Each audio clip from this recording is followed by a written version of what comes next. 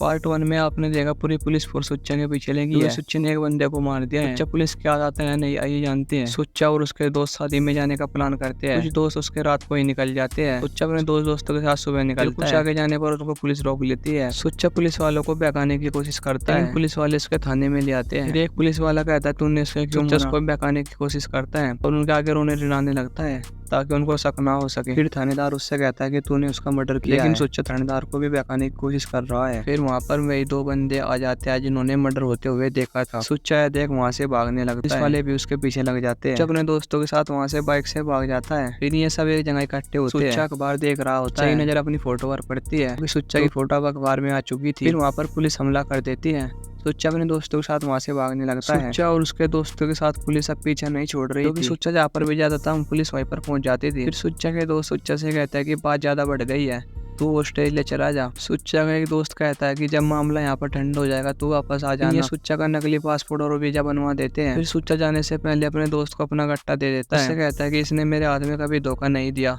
उम्मीद है ये तेरे से धोखा नहीं करेगा। इतना कहकर सुच्चा ऑस्ट्रेलिया चला जाता है। सुच्चा के ऑस्ट्रेलिया जाने से देवा बहुत खुश हुआ। खाली देवा ही नहीं भीमा भी बहुत खुश था। भीमा जानता था कि सुच्चा के रहते हुए भीमा का दबदबा शहर में कम हो रहा था। भीमा ग्रुप सुच्चा के जाने का जश्न मना रहा था। गिंदर सुच्चा को याद कर रहा था। गिंदर की यह फीलिंग भीमा भी समझता था। वक्त और हालात कभी एक जैसे नहीं रहते। गिंदर भी अब सुच्चा को बोलकर भीमा जैसा बन गया। बदले हुए गिंदर को देखकर भीमा बहुत खुश। देवा बल्ली की लड़की को छेड़ देता है। भीमा अपने ग्रुप के साथ बैठा है। देवा वहाँ पर आ जाता है। देवा की हालात देखकर भीमा बहुत गुस्सा हो जाता है और कहता है किसने किया। देवा बताता है कि बल्ली के आदमी थे।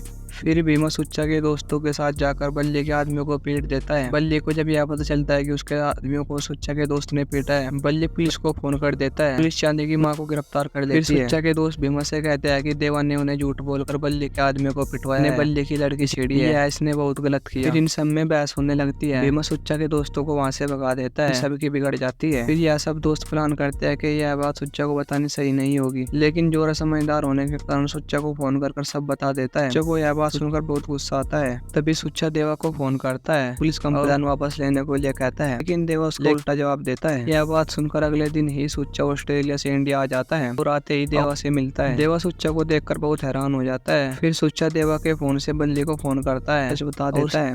बल्ली अपनी पुलिस कंप्लेन वापस कर देता है। माँ वापस घर चली जाती है। सुच्चा देवा पर तरस खाकर उसको छोड़ देता है क्योंकि वह अकेला था। देवा से कहता है कि मैं हत्या पर वार नहीं करता, कभी हथियार लेकर मिलना। यह सब बात देवा को बताता है। भीमा यह सब बात सुनकर को मारने का ऑर्डर दे देता है। भीमा के ऑर्डर पर देवा सुच्चा को ढूंढने के लिए निकल पड़ता है। उसको सुच्चा तो नहीं मिलता, लेकिन सुच्चा के दोस्त मिल जाते हैं। वह उनको शेर का टैटू दिखाकर चैलेंज करता है। तभी उसके दोस्त सुच्चा को यह बताते हैं। फिर भी शायद तबाही टल जाती है और उस दिन देवा कोई गलती नहीं करता। बल्ली अपनी लड़की की हालत को देखकर सुच्चा को फोन कर बता देता है। फिर देवा जिम कर रहा होता है। सुच्चा जिम में ही आ जाता है। सुच्चा को जिम में देखकर देवा अपनी जान की भीख मांगता है। सुच्चा पर तरस नहीं करता और देवा को वही मार देता है। और फिर से एक बार सुच्चा पर इन्वेस्टिगेशन चल जाती है। पुलिस फोर्स फिर से सुच्चा की तलाश में लग जाती है। देवा के मरने के बाद भीमा को बहुत गुस्सा आ जाता है। टीवी पर खबर चल रही देख सुच्चा का भाई सोनू भी अमेरिका से इंडिया आ जाता है।